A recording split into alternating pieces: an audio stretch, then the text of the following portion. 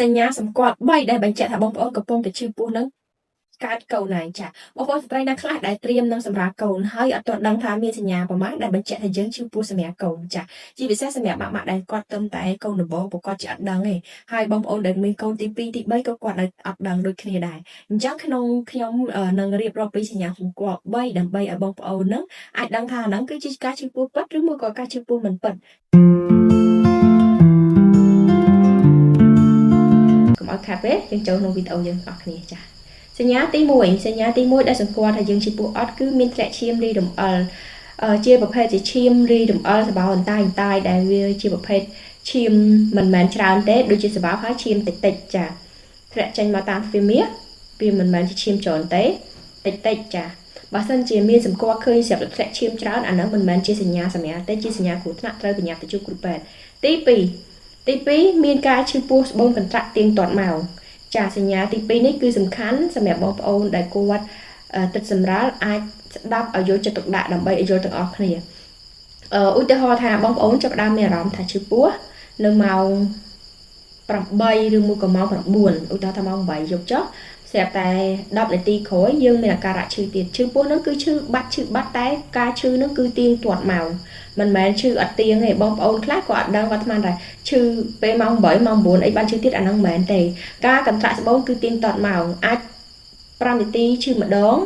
ហើយរយៈពេលឈឺម្ដងលើសពីឈឺម្ដងហ្នឹងជារយៈពេលចាប់ពី45នាទីទៅ1នាទីហើយឈឺ1ម៉ោងពេញ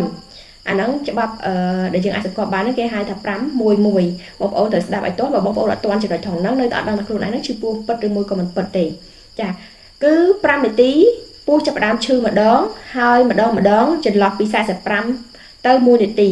45វិនាទីទៅ1នាទីហើយឈឺពេញ1ម៉ោងទុកតែបងប្អូនសម្រាកក៏អត់បាត់ឈឺដែរហើយបងប្អូនតាមដានទៅ1ម៉ោងនោះវាចាប់ផ្ដើមមានអារម្មណ៍ថាពោះឡើងធ្ងន់ហើយឈឺពីពោះទៅដល់ចង្កេះចាហើយ1ម៉ោង2ម៉ោងក្រោយនោះវាអត់បាត់ទេវានៅតែឈឺខ្លាំងទៅចាសំខាន់ក្នុងការដែលយើងដឹងពីការតាមដានរយៈពេលនៃការឈឺឬមួយក៏ចង្វាក់នៃការឈឺនឹងប៉ុន្មានដងចាអានេះសំខាន់បើបងប្អូនអត់ទាន់បងប្អូននឹងដឹងហើយទី3គឺមានការបែកទឹកភ្លោះជាទូទៅបងប្អូនស្ត្រីភាគច្រើនខ្ញុំទៅគាត់ឃើញថាគាត់អត់មានបែកទឹកភ្លោះទេតោះតែបែបឬមួយក៏គាត់